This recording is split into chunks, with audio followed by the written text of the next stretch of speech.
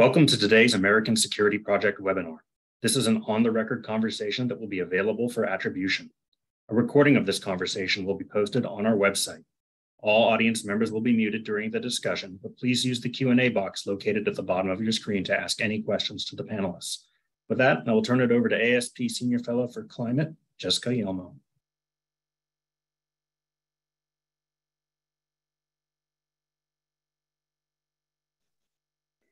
Good afternoon, everyone. Thank you for joining us today for this important and timely discussion on energy, climate, and national security in my home state of West Virginia.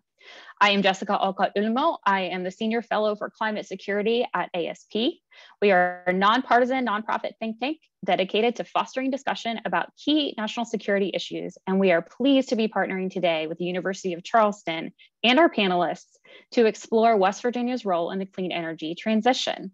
I am pleased to introduce our panelists today.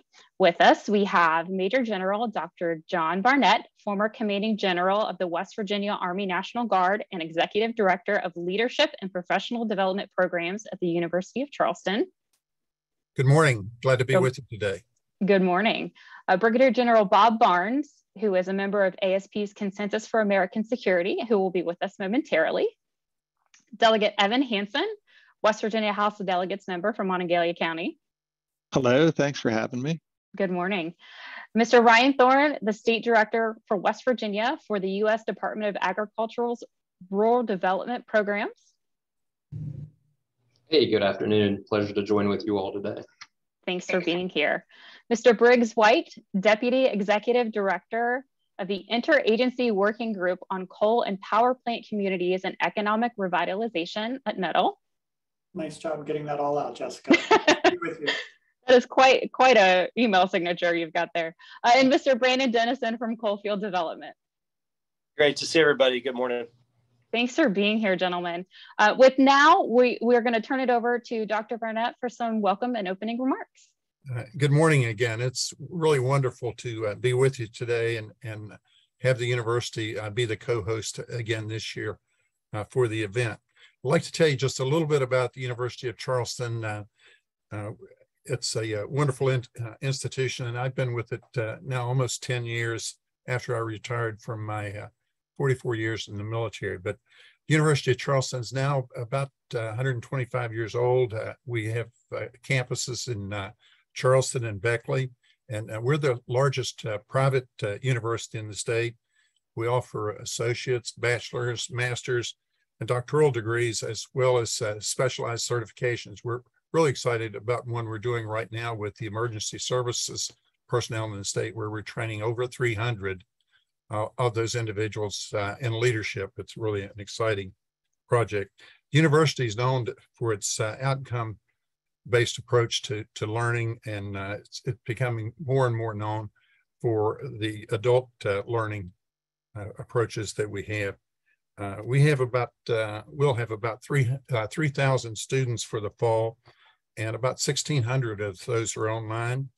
Our primary areas are leadership, healthcare, business, and pharmacy, and I'm associated with the leadership program. And this past year, 57% of the university graduates were in leadership, so it's becoming our flagship program. Our undergraduate organizational leadership is ranked as the best in the country, the best online program in the country, as is our cybersecurity program at the undergraduate level, and our master's in cyber is ranked very high as well. We're accredited by the Higher Learning Commission. Just to give you a couple of tidbits that I always like to share about the university that many people don't know. We have more Navy SEAL graduates than any college or university in the country. 52% of Navy SEALs who earn their undergraduate degrees attend the University of Charleston. From an Army perspective, I have to tell you that the Rangers are catching up, but I don't know that they'll overtake the SEALs. We also have two former Miss West Virginians, Miss West Virginia, who are graduates of our doctorate program, and have a third in the program now, and one of those is Dr. Tiffany Lawrence, who's with us today. So give you those things to remember the university. We have SEALs and Miss West Virginia as our things to remember us about. So thank you very much, and I look forward to the discussion today, and very glad to host you.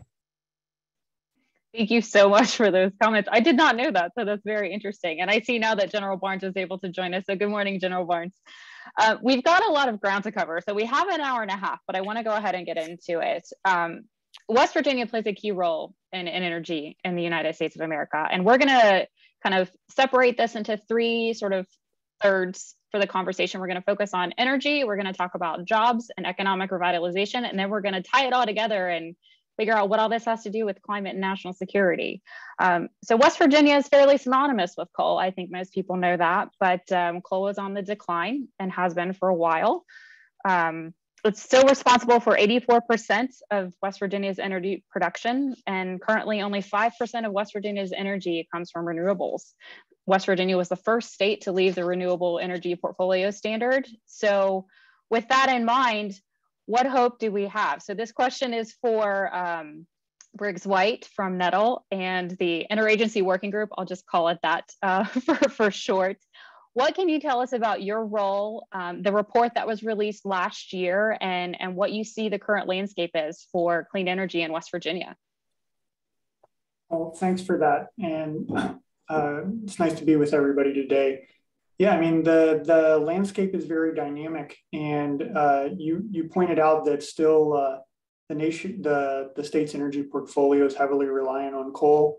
That being said, it's amazing to think that there's actually been significant declines, particularly in coal mining, especially in the southern part of the state. Over the last 20 years, I just looked up a stat, 75% of the coal mining has decreased over the last 20 years in the southern part of the state. So just a huge impact there. And I know a lot of folks on this call feel really strongly about trying to support those communities there. And that's not something that is a significant impact. That being said, we see similar trends in other coal communities around the country. So this is a national working group. And the president, in his executive order back in January of 2021, pulled together 11 federal agencies plus OMB to really try to support the energy communities and energy workers.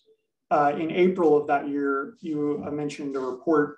We published a report to the president, and we recommended 25 communities to focus on, given we really needed to put some focus and be intentional about engaging stakeholders and driving investments.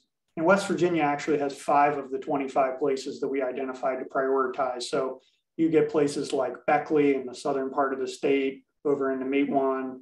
You get up into the northern Panhandle, up in the Wheeling, Ohio area, and a few other areas. So definitely West Virginia is on our radar, and we have probably spent more time in West Virginia doing stakeholder engagement than really any other place in the country, given that focus. That being said, we hear similar things in West Virginia as we do around the country. Communities lack the capacity to access federal funds. It's complicated and difficult to navigate the federal environment when you have all of these different funding opportunities and agencies. So we've tried to make it all just a little bit easier to access and try to support the communities and the workers that are trying to do that. We've also tried to drive investment. We know how important the state can be, and also the private sector and philanthropy and supporting communities and creating projects that ultimately create new jobs on the other side of the transition. And there, we are seeing a lot of good things happening in West Virginia, as well as in other energy communities around the country. And I think we'll probably hear about a few more of those the rest of the day. I did just want to flag that one thing that we've done to try to make things a little bit easier to navigate resources for the federal government, which for energy communities, there's probably never been more resources specifically dedicated to energy communities or just highly relevant to them. But given that there's so many, we've created a clearinghouse at energycommunities.gov. So that just is a one-stop shop for accessing those funding opportunities. I want to encourage folks to check that out. So why don't I just stop, and love to hear thoughts from anyone else on the topic. Yeah, that's fantastic. And just for everyone's awareness, we just dropped the initial report that we mentioned into the chat. Do you have an update on when the final report will be out, or any milestones that we should be looking for in that line of effort? We're just continuing to do stakeholder outreach and engagement. And I think particularly if in terms of the next steps, if the Inflation Reduction Act does in fact pass, we'll certainly want to get the word out about what's in it for energy communities. So I think that's something that y'all can look forward to. But we'll continue to do both place-based programming, so doing work in events with partners in places around the country, as well as topical things. So for example, overcoming infrastructure challenges like broadband or rural transportation, or working with organized labor and other workforce related entities on how to make sure that people are finding their way into good jobs and making it through the transition in a quality way. So we'll continue to do programming that's both national and topical, as well as place-based. And if you sign up on our website, we'll make sure you get the latest invitations. That's fantastic. Thank you. So I want to pivot now a little bit to the elected official side. So Delegate Hansen, what are you seeing in Charleston? What are you hearing in your communities? You're a scientist by trade, but you've been in the legislature since 2018. So what can you tell us about the conversations around energy, around transitioning communities? What are you seeing and what are you hearing in the legislature? Well, it's been a little bit of a bumpy ride, as you would expect, but we've passed some pretty good bills over the last few years that are making a real difference in terms of diversifying the state's energy mix. And I can give a few examples of that. We passed 3 different solar bills over the last few years. And the first couple of those passed in the 2020 session when the state of West Virginia had 10 megawatts of solar installed across the whole state. And if you look at the PJM queue today, which is the queue of solar projects that are waiting to get approval to connect to the grid, there's more than 4,000 megawatts of West Virginia solar projects waiting to connect to the grid. So that's an indication of the impact that those solar bills have had. But the legislature has worked on more than just solar. This last session, we passed a bill related to geothermal energy to clarify who owns the heat and to try to facilitate development of geothermal in the state. And last session, the legislature also removed the ban on nuclear energy in the state of West Virginia. So that was a big deal in terms of potentially allowing some of these new advanced nuclear reactors that have no carbon emissions to site in West Virginia, potentially in coal communities where power plants are shutting down. So a lot has happened, and in terms of the statistics, in terms of the percentage of electricity generated from coal, that's going to change over time. It's not going to change quickly, but I think we're putting things in place so that there actually will be jobs and opportunities as that changes. That's great to hear. Ryan Thorne, I'm going to pick on you a little bit because you have a very unique background. Your father was a coal miner. You previously worked in Senator Manchin's office doing economic development work, and now you're in the rural agricultural programs. So what can you tell us about what you've seen changed? What have you seen that's worked? What messages haven't worked? What do you hope to see? Well, sure. Thanks, Jessica. And first, just let me thank General Barnette and General Barnes for not only their participation, but also for their service to our country, and also the American Security Project and University of Charleston for facilitating and hosting today's panel. So during my tenure as Economic Development Manager for Senator Manchin, I had a unique opportunity to hear from and meet with probably hundreds of businesses and entrepreneurs, from an individual with a great idea and no funding to smaller startups to Fortune 500 companies that were looking to invest or grow in West Virginia. And of course, as is in the case of a lot of economic development projects, only a small number actually come to fruition. But throughout those 5 years, I did see some change in both the types of projects presented and also the requirements or desires of those prospective investors or companies, sort of the requirements they were looking at from West Virginia. And during the previous administration, there were a lot of fossil fuel and petrochemical based projects, in addition to your traditional consumer manufacturing, your corporate back office, and your high technology driven projects.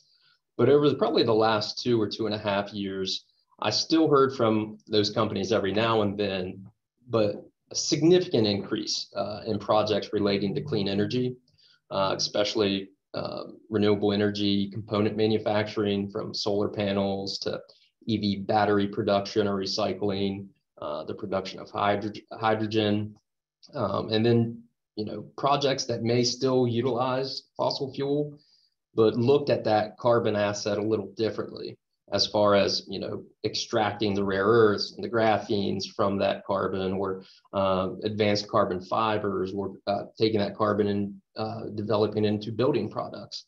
And so, but one significant change, large majority of companies, regardless of industry, regardless of size, from making computer components to steel making, there's one thing they inquired about, and that was utility capacity, but also the availability of renewable energy. And they required that at least a percentage of that power they needed come from a renewable source.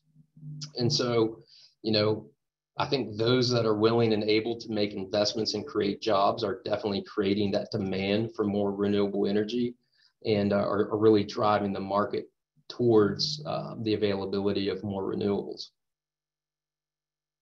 That's really interesting. Brandon, you look like you want to chime in here. Do you want to talk about Coalfield's work? Yeah, I'm eager to chime in because I think there are a lot of opportunities in this space right now. Coalfield Development incubates social enterprises that can model what a more sustainable, diversified economy can look like. And we use those enterprises to put people back to work. So sort of modeling a more environmentally sustainable economy, but also some real economic development that people can see and experience in a very tangible way. We are based in the southern part of the state. That's why we're called Coalfield Development. And we're also the organizer of something called the Act Now Coalition, Appalachian Climate Technologies Coalition. Act Now for our communities, Act Now for our economy, and Act Now for our planet is the tagline. And it's really getting organized around new opportunities in the climate tech economic sector. So green manufacturing, renewable energy, also looking at the carbon credit trading system, which slowly continues to expand across the globe, and leveraging some unique assets that we have in West Virginia that actually position us pretty well to compete in this sector. And I know sometimes people are surprised by that, but we're the third most forested state in the country, and smart management of that in a new carbon credit market can actually mean investment and revenue here locally. And we're an energy exporter. So, yes, right now, a lot of the energy we're exporting is fossil fuel based, but a lot of the infrastructure in place, namely our power lines grid system, and then our workforce, it is possible to refashion that to stay an energy exporter, only to diversify the kinds of energy that we're exporting. And then certainly in the green manufacturing space, as Ryan alluded to, some really exciting developments that we're seeing in our state. We just had a big announcement about an electric school bus manufacturer in South Charleston, Nucor Steel, which is a largely recycled steel product, and a lot of renewable energy generation as well in Mason County. So to Delegate Hanson's point, it's going to take time, but it is happening. And the point of Act Now is to speed it up. And we have our two universities, Marshall and West Virginia. University of Charleston is involved in that, as well as Concord University, and our two largest cities, Huntington and Charleston, labor unions, and 50 plus private companies. So the Act Now Coalition, it's groups that are typically competing with one another, coming together, and they're coming together around the climate tech sector. That's excellent. So what are some of the skills and some of the research that you're doing or that you're fostering? What are the skills that you think are the most important for future employees in the green sector to learn and adopt? So there are a lot of technology skills, actually. These are modern industries that are pretty tech dependent. So one of our partners is Generation West Virginia, which has done some really innovative tech training work, and we're going to be involved in that. A lot of it's still out in the field. So we helped start the first solar company in the state called Solar Holler. And we now do a lot of training for solar installers, also solar designers, and also a lot of financial analysis that goes into the development aspect of solar. And then interestingly, on the Minelands project, so we're one of the third most forested states.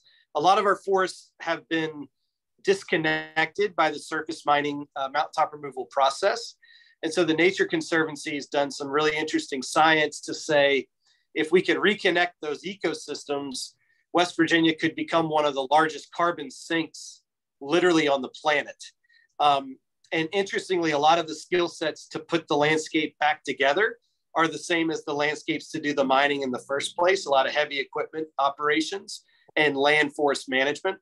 And so a lot of the skills that have already been developed through the mining industry, we're leveraging to develop for the new economy.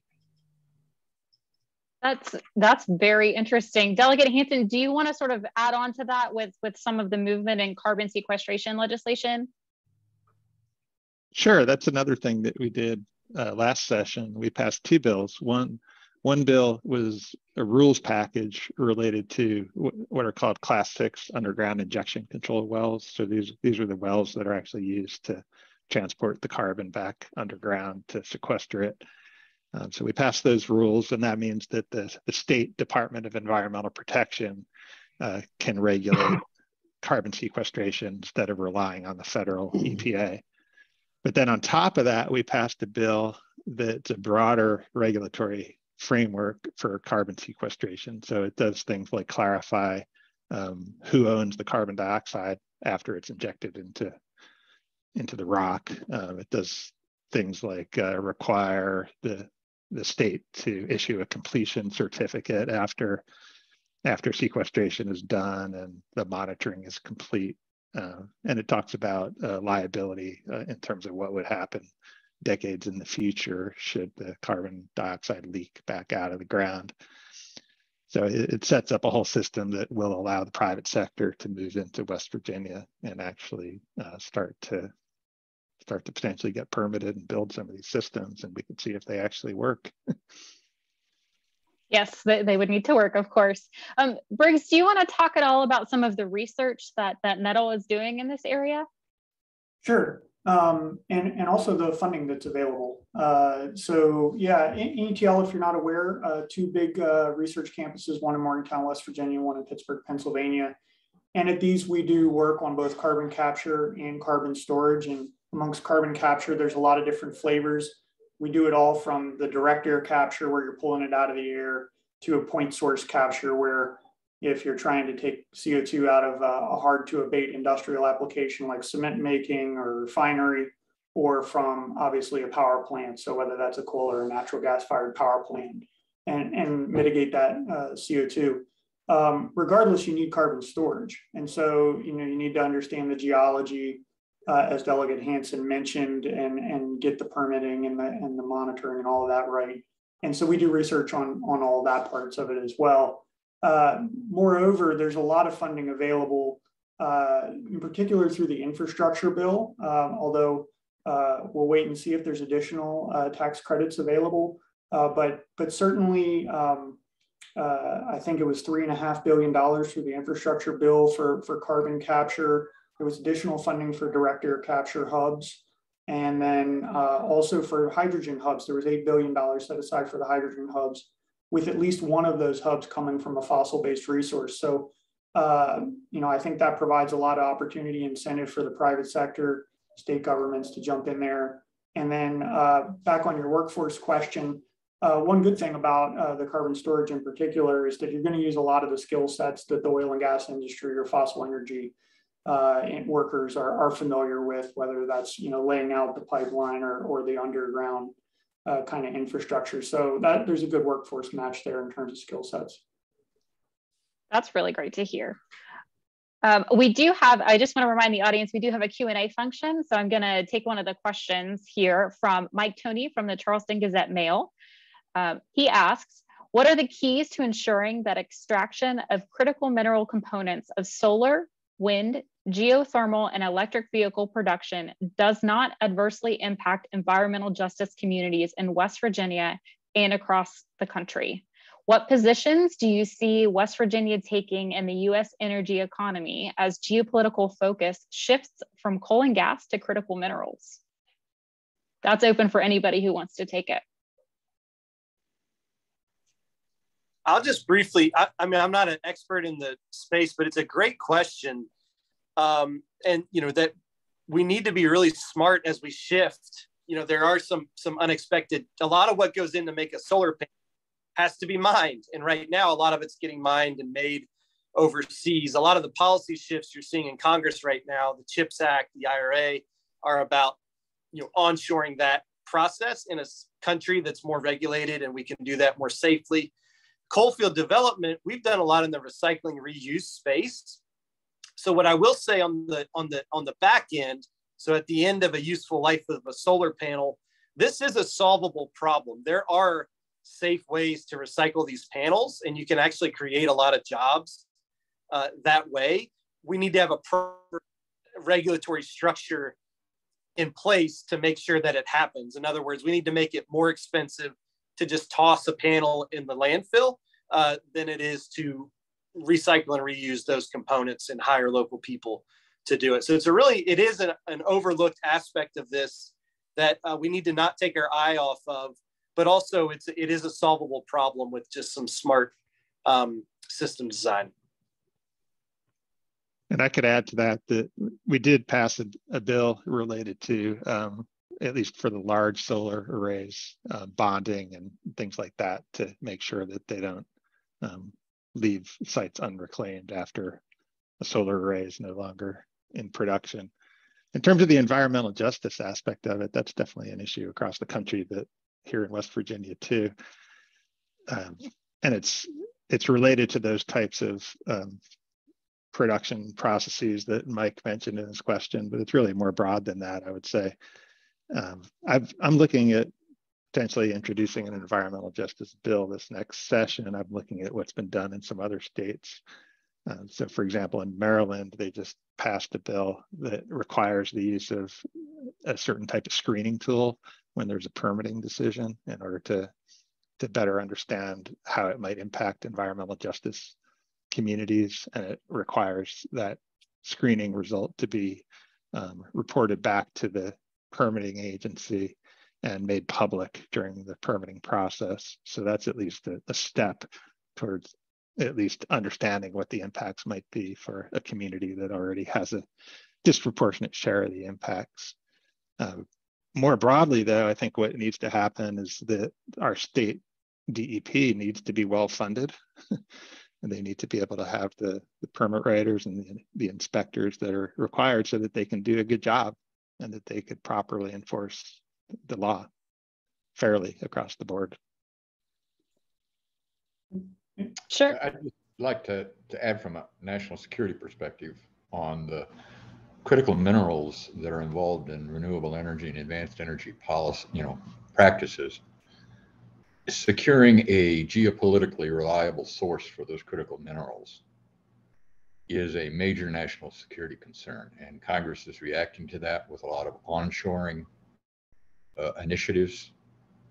So I think over time, over the next few years, you'll see increasing emphasis on recycling as well as mining and processing the critical minerals. And I anticipate the Defense Production Act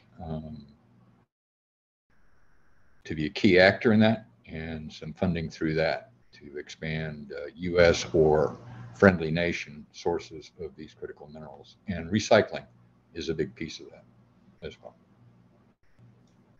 Thank you, sir. And maybe this is a good segue to start talking a little bit more about what all of these things have to do with each other. In Appalachia writ large, climate is sort of a sensitive area to talk about. When we first proposed this, there were a lot of moments about talking about climate and how we talk about it in different areas. It has to be done in specific ways. And one of the ways that we do it is by tying it to national security, as you mentioned. And you've had a keen eye on the NDAA developments, the National Defense Authorization Act developments, and how all of these issues, from energy security to disaster response to developing, different technologies and critical minerals, what all of these things have to do with climate security and national security. So can you offer your thoughts on sort of those developments that you've seen, how that conversation has changed, and what both you and General Barnette have seen in your tenure as an active duty soldier?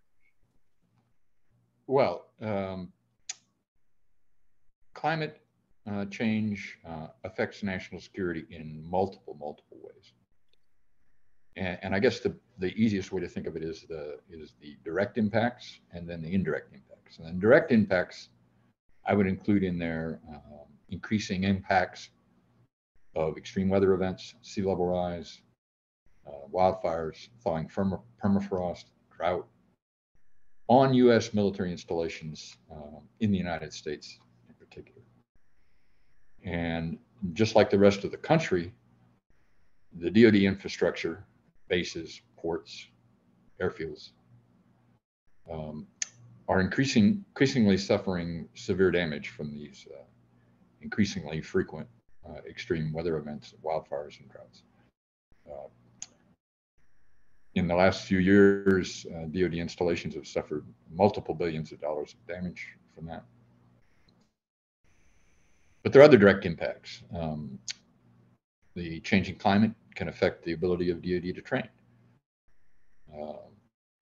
in a lot of different ways. And I know General Barnette is very familiar with that in his time with the West Virginia Guard. But it also increases the mission requirements on the Department of Defense. In the United States, there's an increasing call for domestic support, or defense support to civilian authorities, responding to natural disasters, wildfires, and so forth. And obviously, the National Guard is the point of the spear for DoD on all of that. But also internationally, responding to international events through the humanitarian and disaster relief programs. But there's also a fundamental indirect effect, and that's changing the geopolitical environment as well as the natural environment. Increasingly, the impacts of climate change are destabilizing already fragile countries around the world, increasing the possibility that the United States and others might have to get involved in the flow out of that destabilization. There are also new operating environment and conditions. The Arctic is becoming an ocean, not just an ice cap. And that has all kinds of national security implications. So there are direct and indirect that impact both at home and overseas, both in the direct effects on DoD and then the effects on the international security environment and conditions that can lead to DoD involvement in future missions. So that's kind of a quick overview. But thank you. Yes, and West Virginia has definitely seen that. The 2016 floods killed 23 people in West Virginia, and Clendenin and much of that area are still recovering. And the West Virginia National Guard is currently responding and still responding to the floods in Kentucky that just happened. So General Barnette, can you offer your thoughts on how you've seen that changed and what considerations, we sort of compartmentalize energy security and renewables, but it's all getting to one big end goal, which is enhanced U.S. security and a better life for people everywhere. So can you offer your thoughts on what you've seen? Yes, and if you think of it just holistically from the West Virginia Guard perspective, they have a warfighting mission, which calls for really enhanced readiness. You may not be aware, but during the past 20 years, the West Virginia National Guard has been mobilized more than any other state in the nation. And I'm really proud to say it has had the lowest casualty rate. And I can tell you during my tenure, I served as task force commander on 88 FEMA declared national disasters, and one in every county of the 55 counties of the state. So you have to balance those two missions. And then the last couple of years, the role that the Guard played with COVID. So that's another, they're also very involved in transitioning in response to climate demands and the policy and regulation that they're adhering to and trying to be a pace setter in. So it's a very challenging and complex time, but the West Virginia Guard just has really risen to the occasion and performed wonderfully. And one of the reasons that I think that they're able to do that is because of the leadership that they have throughout the organization, the officers and the NCOs. And one of the things that's changed dramatically since the early 90s is the West Virginia Guard is now one of the most educated workforces in the state. The legislature created a tuition assistance bill in 1995 that really paved the way for many Guards soldiers to get their degrees and do continuing in education. And then they do that in the midst of all the other stuff they're doing. So it's really an organization to be admired, and it's truly an asset to the state. So it is, as John Barnes said, it's a complex and challenging time, but I think they've risen to it as the rest of DoD. That's fantastic. I did not know that. So that's very interesting. And as most of us know, the Department of Defense has made climate a priority because it does affect everything from training to missions to operations and their installations. So it's an important element for every institution in the Department of Defense. The Navy has its climate strategy, so does the Army. The Air Force is expected sometime in the next couple of weeks. But for the Army in particular, they've made the electric vehicle transition a key component of that. So back to the critical minerals, when we talk about these things, they have dual purposes. Two things can be true. It can facilitate renewable energy transitions and clean energy transitions, and it can also help protect our troops and enhance our military readiness. So that's really fantastic, and thank you again both for your work on that. What other elements of climate security and national security can you offer to our audience that may not be as aware of some of these connections? So whether it's the EV transition, which I understand that West Virginia is going to have, I think, 900 EV chargers put around the interstates, around the area. So that will, be a big boon for both sides. What else can you offer on that? Well, if I can perhaps start. Sure. The Department of Defense, and I'll just focus domestically for a moment, its installations are part of a community. They're not in isolation. They have cities and towns and people around. Most of their people that work on the installations don't live on the installations. They live in local communities. And so the whole issue of resilience to this changing climate and ensuring energy security so that DoD can continue to perform its mission even in extreme conditions is really an emerging partnership between the Department of Defense installations, including National Guard installations, and local communities. And Congress has recognized that by providing a number of authorities that allow the Department of Defense and to partner with local communities to build climate resilience, not only to the installation from the fence line inward, so to speak, but for the complex, the community installation complex, to include resilience to natural disasters and extreme weather, but also energy resilience. Just as key to the military installations to have a resilient energy source, it's also key for the local community that supports that military installation. So there's a lot of partnering going on. In terms of the electric vehicles and EVs, a lot of people don't really think this through, but there are tremendous tactical advantages as well as domestic energy and climate advantages to electric vehicles. Talk us through that for those who don't understand, who don't speak military or don't speak DoD. Talk us through what that means. When you say tactical, talk us through what that means. Well, one of the ways you survive on a battlefield is not being seen by the enemy, right? And a lot of our traditional vehicles create both a noise and a heat signature that makes them much easier to identify by hostile forces. EVs are quiet and they don't put out a heat signature. you know, it's often said that amateurs talk tactics and professionals talk logistics. There's a lot of truth to that.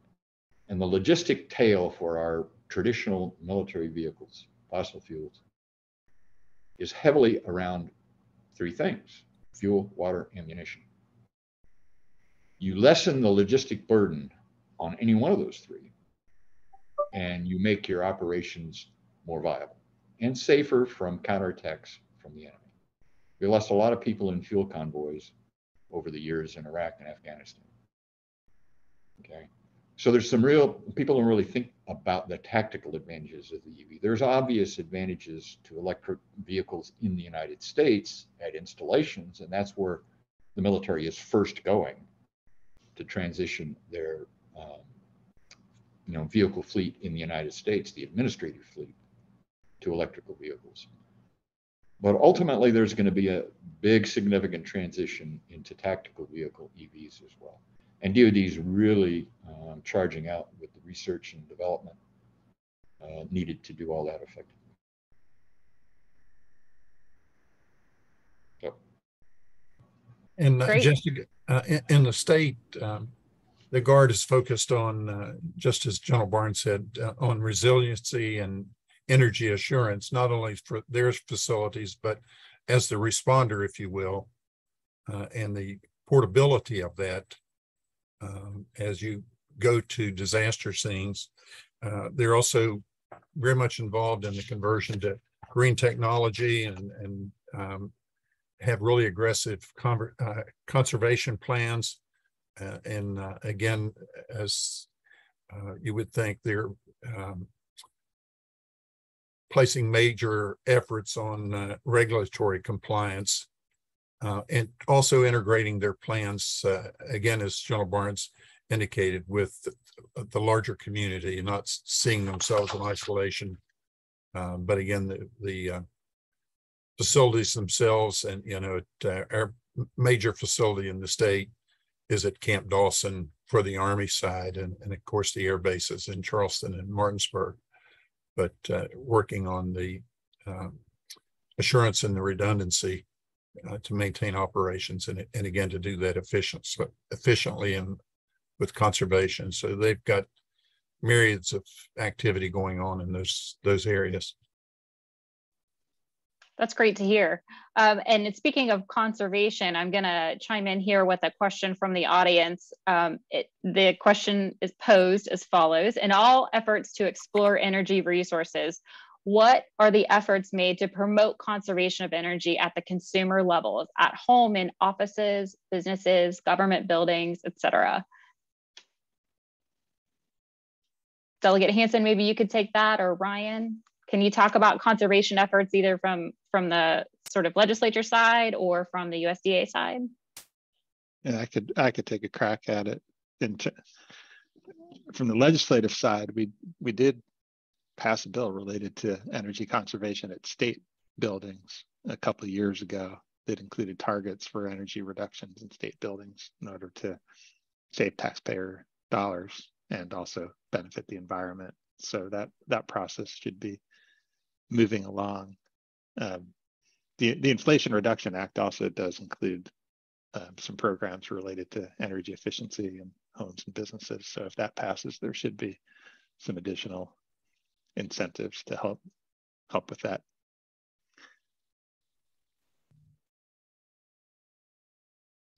And real quickly, from rural development, the USDA standpoint, specifically at rural development, we have a program known as the Rural Energy for America program, which can provide a 25% grant to small businesses in order for them to, let's say, upgrade to energy efficient lighting within their facilities, or other techniques or products that can bring more energy efficiency, such as a solar array or what have you. And then on the agriculture side,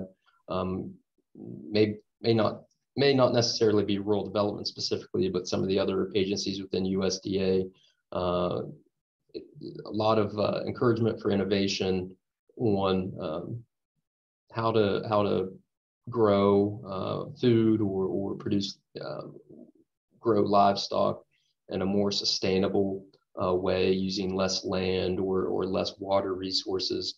So there's definitely some encouragement for sort of energy efficiency as well. Yeah, thank you. And, you know, we've talked a lot about fossil fuels and coal, and that sort of the tangential component of that is the carbon emissions. But do you want to talk about methane emissions? I feel like methane emissions don't get as much attention these days. When we talk about national climate goals, it's usually related to carbon, but methane plays a key role in that. So can you talk about what USDA is doing? I know there's some provisions in the IRA, which we'll talk about in a bit, but wanted to toss that to you, Ryan, to see what your thoughts are around that. Sure. So, I mean, I think it goes back to the innovation component. You know, it may not necessarily be within rural development's wheelhouse, but addressing climate change, reducing methane pollution, increasing resiliency, its impacts are through economic community support is definitely a priority for the Biden administration and the U.S. Department of Agriculture and Rural Development through Secretary Vilsack's leadership. So if we can capture that methane, and it goes back to the innovation, if farmers can capture that methane and use it into a process within, you know, let's say they can capture it, produce energy, and then they don't have to buy as much from the grid. So I think there's dangled carrots, if you will, to provide resources to innovate and not necessarily punish those who may be emitting methane. I think that's sort of the first try. So, you know, reducing our carbon footprint in agriculture and food production, and I think it's important to create local and regional food chains for farmers and producers.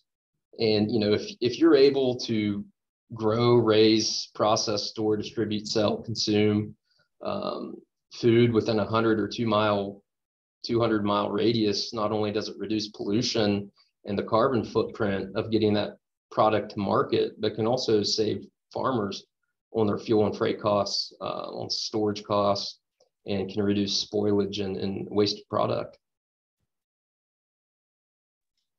Great, thank you. Briggs, did you want to chime in here? Yeah, NETL has been working on methane mitigation, you know, for quite a while now. Under some administrations, it's been more focused on supporting private entities to develop more efficient sealing of their midstream infrastructure. Under other administrations, it's more on monitoring and quantifying those methane emissions in order to allow for improved efficiencies there. But however you look at it, the end result is trying to keep the methane out of the air. And so I think that's one point. We've also worked on technologies around trying to create value. Nobody wants to flare methane and, you know, put that into the air. You want to try to make $1 while you're at it. And so we've looked at opportunities where through technology advancement, you can try to do some economic development rather than flaring it or otherwise releasing that methane. Think of, for example, the Bakken and North Dakota and other places where there's large methane emissions. I did also finally want to flag that through the infrastructure bill, the Department of Interior, in collaboration with USDA, DOE, and a few other folks, are implementing a rather large provision that's focused on capping orphaned oil and gas wells. So that's an opportunity where, you know, we have economic development, we can put some people to work, but also we're keeping those methane emissions in the ground. So that's sort of a twofer, if you will. So that's just another thing that West Virginia will definitely get a piece of that. There'll be funds set aside through formulas for West Virginia to do that work. Yeah, maybe we can talk a little bit more about that. You know, we don't, ASP as an organization doesn't comment on existing legislation, but this IRA seems to be a pretty big deal on the climate and energy front. There's a lot of provisions, a lot of tax credits. It's due to be voted on in the House on Friday, I believe. So what are each of your thoughts on what this could do for the energy transition in West Virginia? What are the implications here?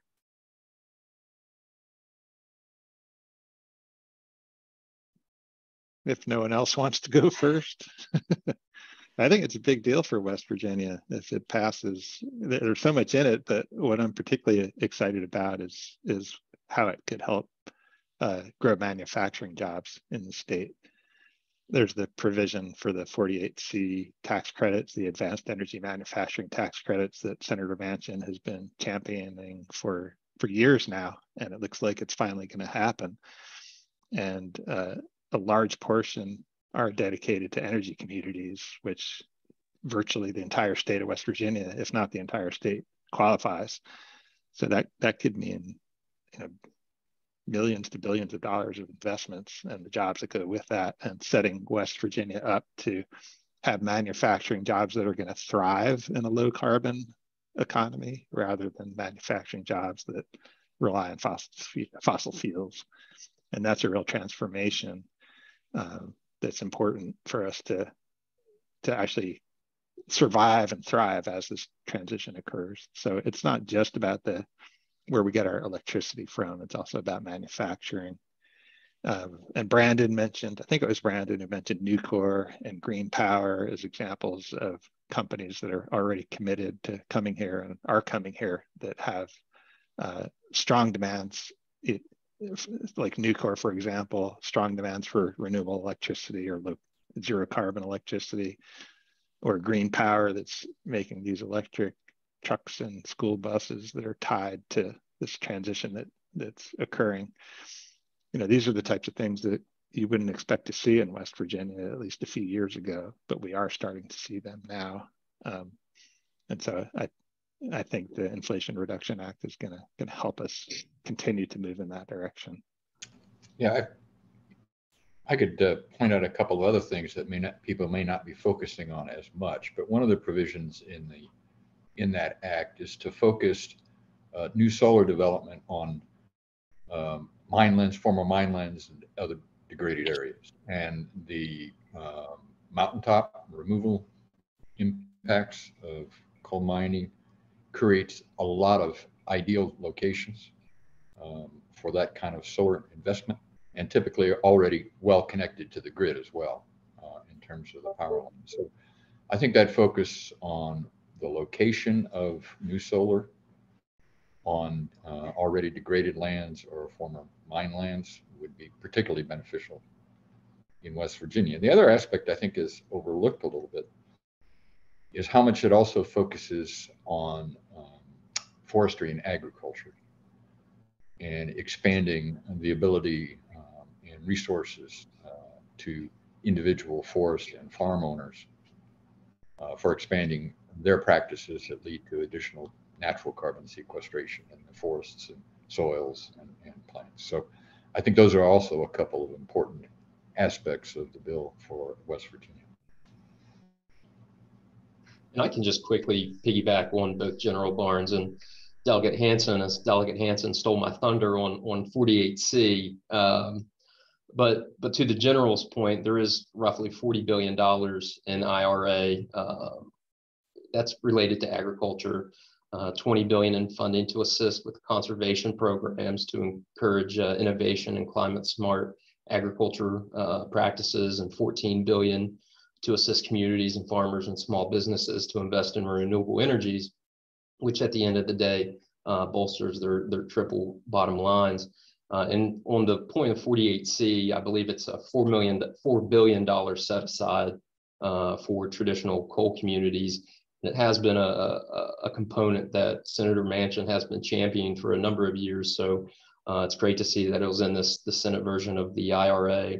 And I think it only makes sense for companies and policymakers that are sort of at the tip of the spear on the transitioning economy to focus on areas that will be impacted the greatest and bring public and private investment and resources to those communities.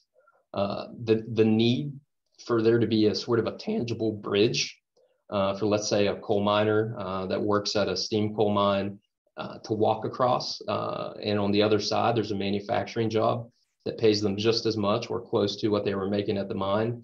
And I think from a socioeconomic standpoint, you know, it really helps that transition, that market-driven transition. And I think a lot of the work that Brandon and the Act Now Coalition could potentially do in the coming months will make that a reality, in addition to the 48C component of IRA. Yeah, pretty excited about, the more I learn about this bill, the more excited I am.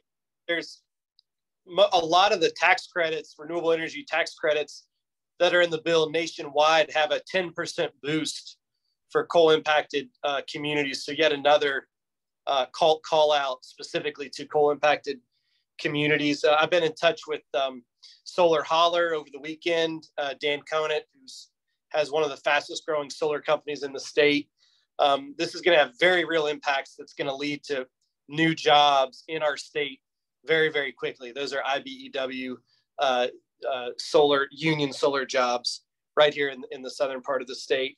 And I think just bigger picture, without these public investments, a lot of these changes in coal are market driven. Coal has been declining for a long time, and that has created very difficult socioeconomic situation, especially here in the southern part of the state. And we could just keep straggling along on a shoestring, trying to reinvent ourselves, which is really hard for anyone anywhere to do.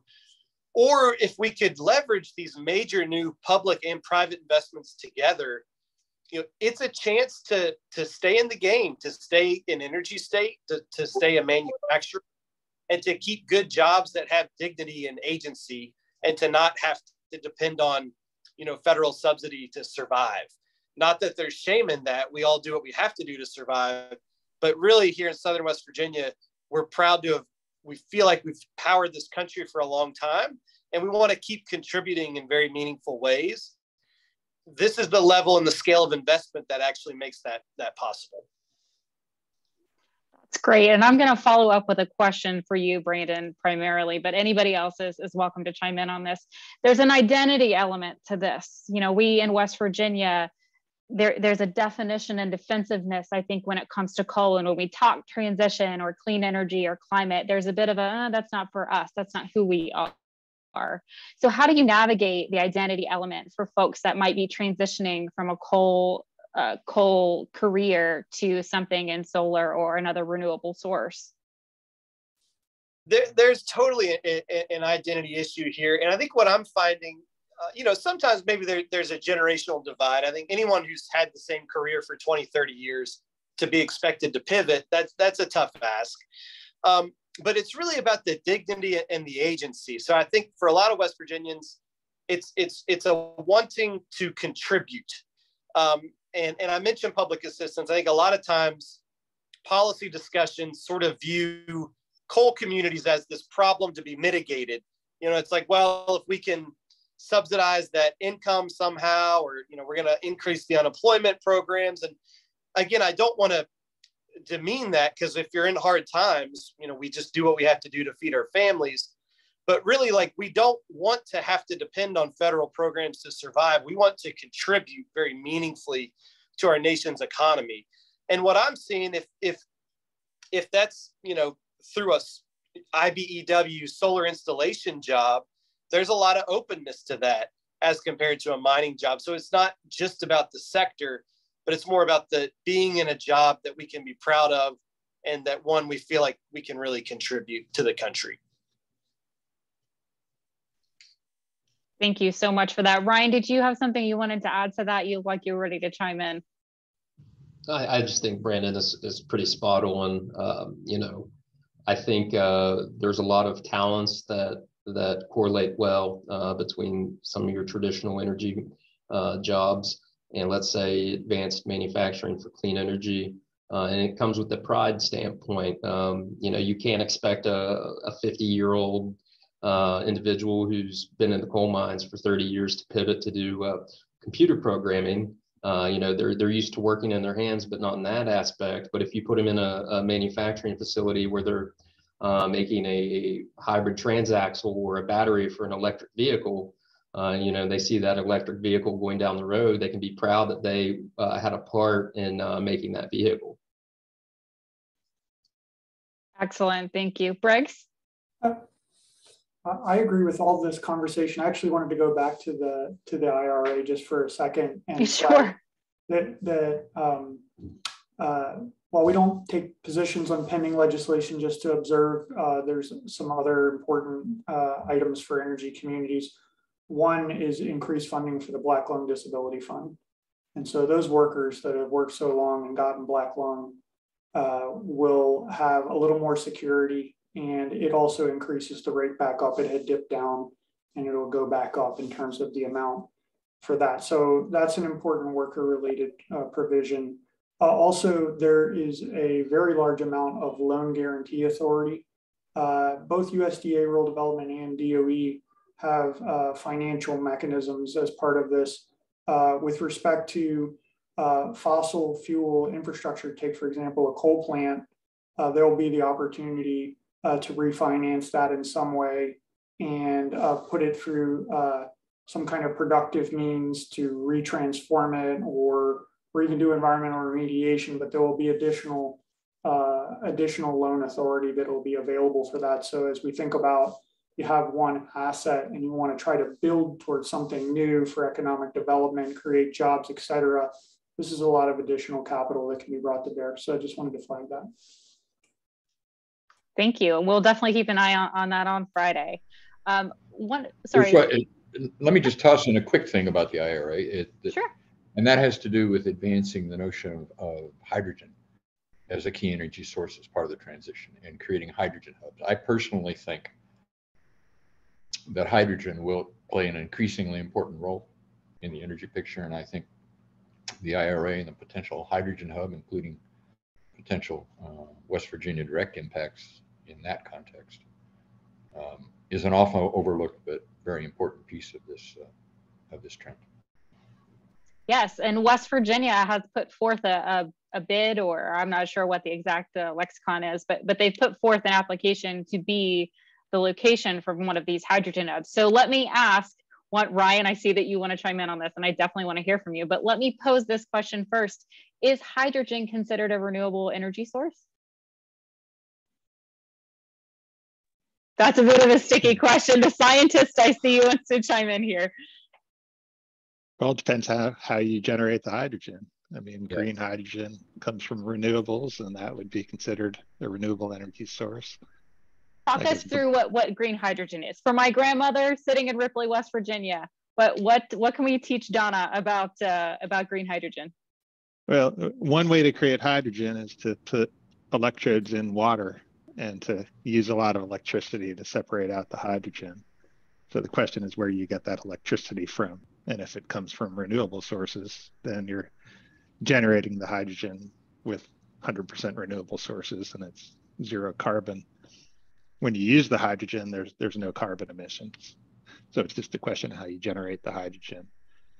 But it's expensive to do that. So one of the assets we have in this region is the Marcellus Shale and the amount of natural gas we have here, and hydrogen can be created from natural gas. Now, if you're able to sequester the carbon emissions that are generated through that process, then that could be low or zero carbon as well. And perhaps that could be done in the state now that we've passed that legislation to facilitate that process.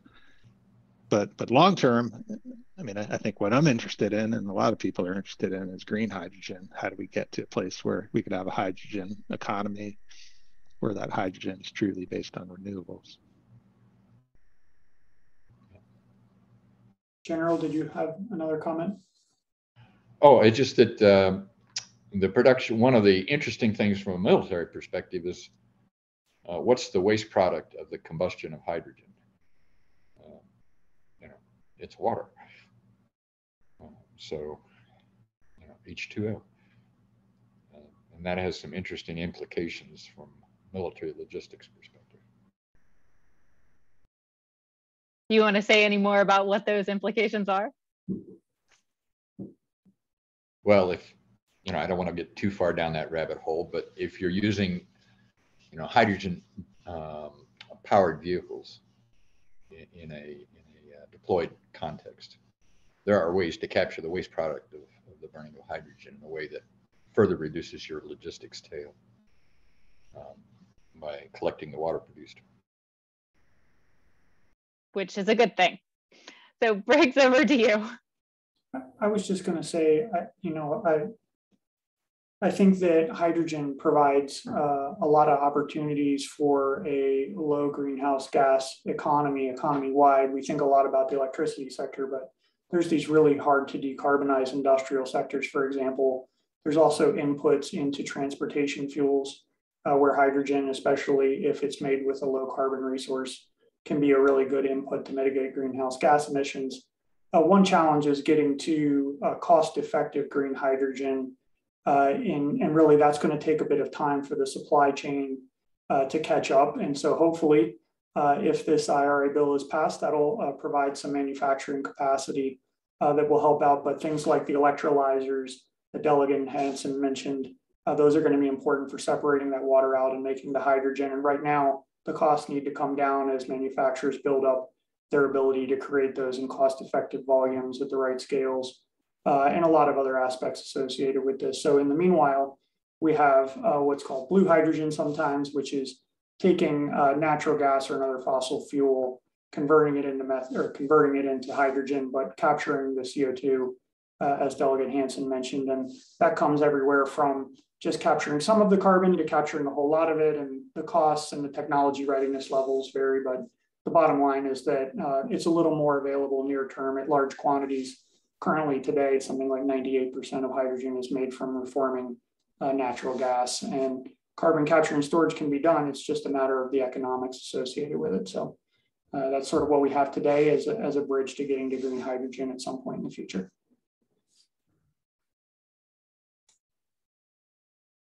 Great, thank you. So moving forward, how will we know, or how is progress going to be measured from each of your points of view? How do we know if West Virginia is moving forward and we're making some of these positive changes for the clean energy transition? Is it policy adoption? Is it job increases in the clean energy sector? Is it all of the above? What are the things and the milestones that you'd like to see to give you sort of a warm fuzzy about the progress being made? I really want to hone in on the jobs piece. For me, the greening of our economy and a better economy with more good paying jobs are directly go together.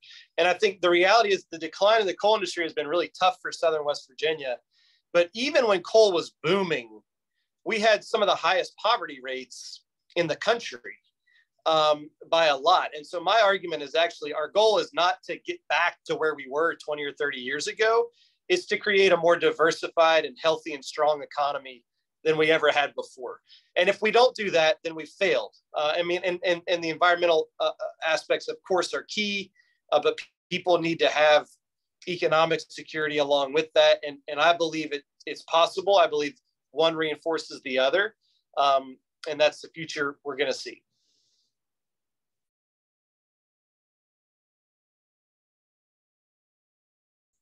Well, I'm going to take a little bit of a shorter term viewpoint, which is that, we're going to need a lot of projects to happen. And those projects need to be done in the right ways, whether it's having conversations that include a wide variety of voices.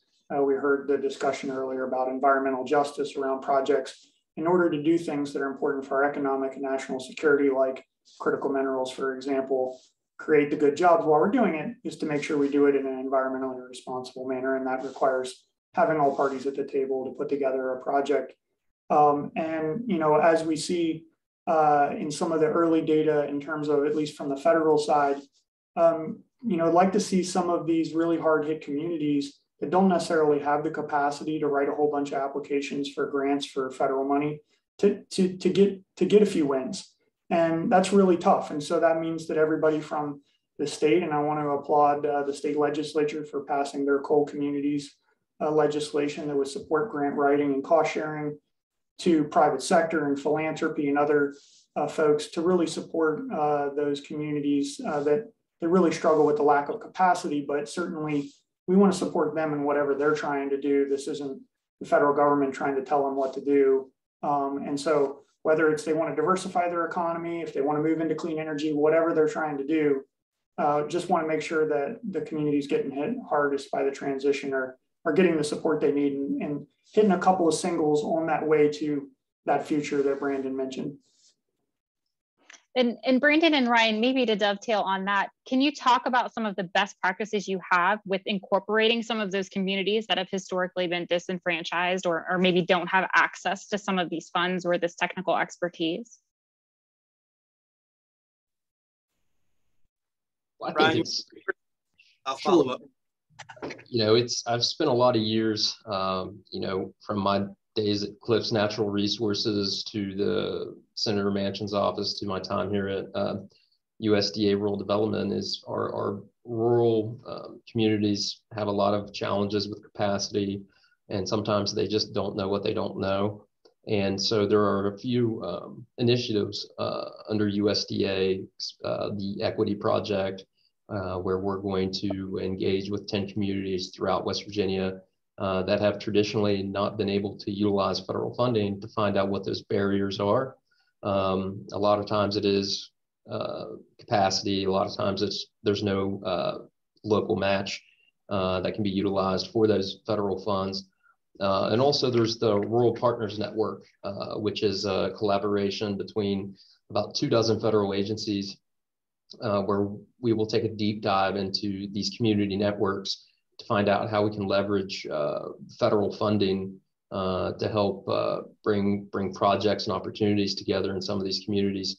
And so, you know, if USDA Rural Development can't be a partner with a community, I'm happy to take on a facilitation role.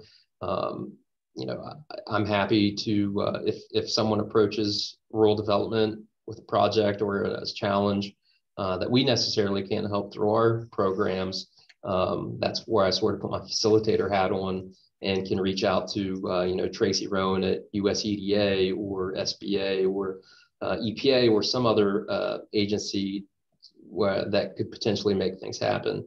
And partners like Brandon and Coalfields and like Stephanie Tyree at the development, West Virginia Development Hub, they're key to helping overcome sort of these barriers within our communities.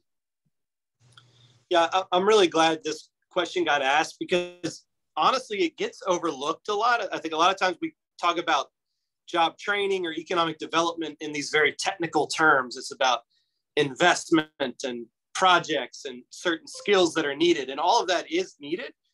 But at the end of the day, it's human beings in communities that have to pull this off. And we're dealing with some very tough human challenges. You know, before the COVID pandemic, we had an addiction epidemic that was very real. It was ravaging through families. You can't find a family unaffected by that in Southern West Virginia. Health challenges, you know, heart disease, diabetes, financial challenges, medical debt, financial debt, student debt, transportation challenges, childcare challenges. And so if we don't have a very holistic strategy focused on the human element in all of this, we will fall short. And it needs to be baked in to these projects and this new investment really from the get-go. The good news is there are innovators on the ground. Ryan just mentioned a bunch of them who are working in this space, and with some more investment can do that at a greater scale. Another key piece of this with community engagement is employment, local employment. You know, if we're not directly creating good paying jobs for local people in these communities, then we're never going to get the buy-in that we need. And again, a lot of what I'm saying sounds so obvious, but everything we're doing becomes so technical and sometimes bureaucratic and oftentimes politicized, and the human element gets left out of it. So I'm really glad this question got asked.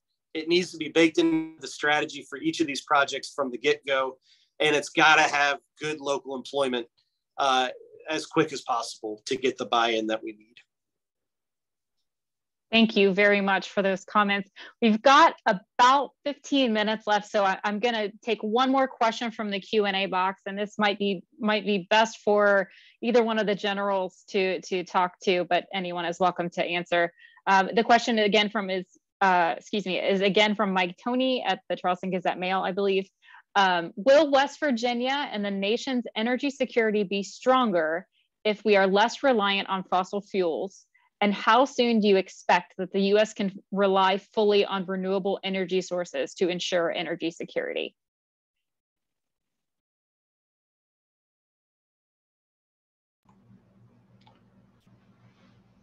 Well, I'll start.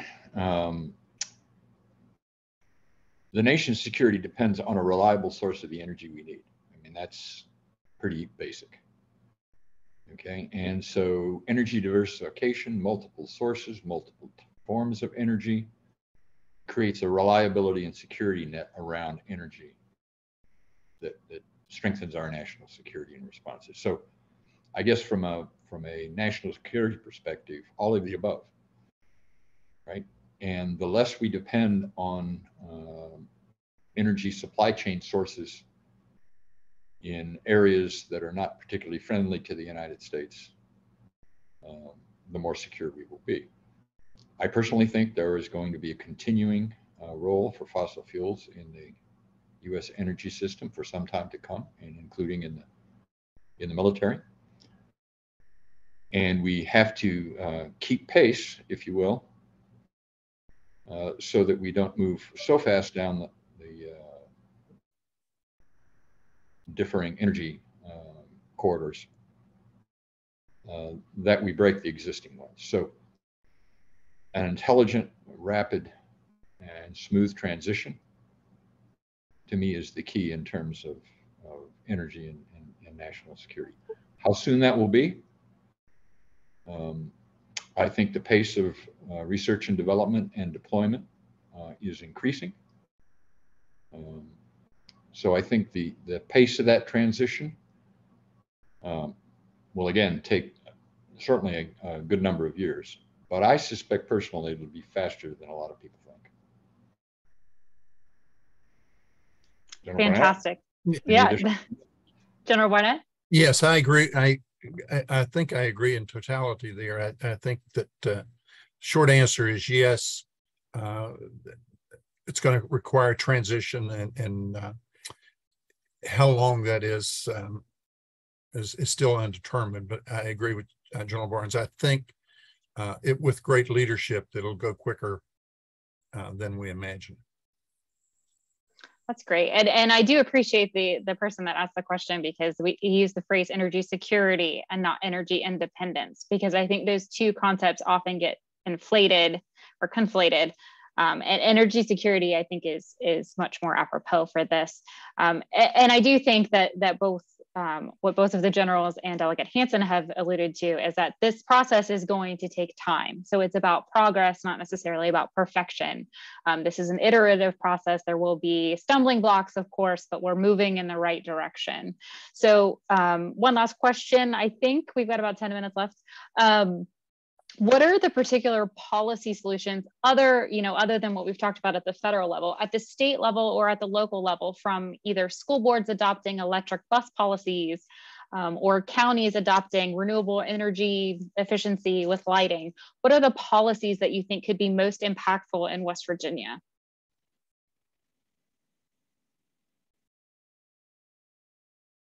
Well, I'll take a stab at that. I think local governments in West Virginia have an important role to play because it's easier for them to make decisions to transition what they can, rather than wait for the legislature to act. These are often pretty divisive issues at the state level, despite that fact, we did get a lot of good things done the last few years. So, for example, there are communities in West Virginia that are transitioning to electric vehicles already, police force or other types of vehicles. So that's a concrete step that can be taken. There's still a lot of room for energy efficiency upgrades at state or at local buildings, city and county buildings, and at state buildings. So that's something that often pays for itself in a small number of years and sort of a no-brainer. And at the state level, we're at a point where it's a real challenge, because the coal industry is feeling threatened by the transition that's occurring. Just look at their reaction to the Inflation Reduction Act and how vociferous their opposition is to that. So I think what's going to facilitate additional policies that allow things to move at a pace that's required to meet the science, because I think that I agree with what the general said about the pace. We can't break the current system in a transition to a new system, but at the same time, we have to continue to listen to what the scientists say in terms of what pace is required. And I'm hopeful that we can still get there on that pace, but we haven't had a lot of good climate news in recent years. We've had a lot of bad climate news. But I think one thing that's going to facilitate some of these better policies or new policies is to realize the benefits of the policies that we've already passed. For example, at the beginning of this panel, I mentioned that there's 4,000 megawatts plus of solar that's waiting to get interconnected to the grid in West Virginia. Well, that's a lot of jobs, and that's a lot of payments to local communities, to county commissions and school systems, payments in lieu of taxes and things like that. And those are going to be real impacts that are going to help address some of the resistance to further policies. And unfortunately, that takes time. But I think over the next 2, 3, 4 years, as these systems get built out, there'll be the politics will shift a little bit in West Virginia and make it easier to build on what we've done already. Fantastic. And that's one of the things that I really hope that we were able to communicate to everyone today is that, you know, the climate conversation and the energy transition is not something that just started with the Biden administration's executive order in January of 2021. This work has been going on for a long time. There's been really iterative, really impactful, innovative research that's been going on at places like Nettle. It's been a military concern for a really long time. Climate change is not a dirty word. It's something that's a reality that we're seeing with more extreme weather, especially in West Virginia and the flooding. Obviously a large percentage of the state is subject to routine flooding. So when we make these iterative progress marks and milestones, it's not just for energy security or jobs or economic progress. It's all of the above. It's all of these things. So with that, Dr. Barnette, we've got about 5 minutes left. I'll give you the last sort of word on where you think West Virginia can really lead either Appalachia or the nation or the whole world. How can we lead on this? Let me share with you as I listen today, and I really get excited about the conversation and the dialogue and the information that's being shared and the passion. It's wonderful. It speaks to me about leadership. And I think, again, 4 or 5 thoughts that I'd like to leave you with. One is that we must realize that our strongest management skills and policies and plans and practices will only get us so far. It requires leadership. And when you think about leadership in its most basic form, leadership is a right-brained activity. It comes from creativity and imagination, and it allows us to take people, including ourselves, where we haven't been before. And that's where we're going with this whole effort, I think. And out of that, people and leaders have to develop the street smarts to make it work. And one of the things that we've got to be able to do as leaders is to ask powerful questions inside the paradigm that changes the paradigm. And then, to me, that's a crux for leadership. You know, as we've talked about, and I've heard today, we must be able to kind of lead across boundaries. We've got to collaborate. We have the need for sense making, having strong framing and strategic foresight skills. That we need to be able to see things, and I particularly appreciate some of the comments today about the sensitivity to people. We need to be able to look at things from multiple lenses. We need to understand the political lens, the structural, the human lens, and pull all that together in a way that makes sense, that we can, again, move people when they really sometimes don't want to be moved. And as somebody said today, they don't know what they don't know. And we need to unite and lead them through that. And that speaks finally, to the importance of developing leaders. You know, getting the job done today is half the effort. The coaching and mentoring and training and education that needs to be done for future leaders is the other half of the job. So the challenge today is also a great opportunity. And I think we need, as leaders, to step up and embrace that fully. And again, not only make it better today, but look at the sustainability of what we're doing for the future. So really excited to be here today. And I think there were leadership lessons all over the place. So thank you for that. Jessica, I'll turn it back to you. Thank you so much. And thank you everyone for joining us today. Ryan, I am so sorry I did not give you enough time to lead us in a rendition of Country Roads. Hopefully next time we can do this again, and we can do this, a year from now. And you can obviously lead us in song, but we can sort of do a check-in and see where we are compared to where we were, a year ago. Everyone, thank you so much for joining us. We look forward to staying in touch, and be safe out there.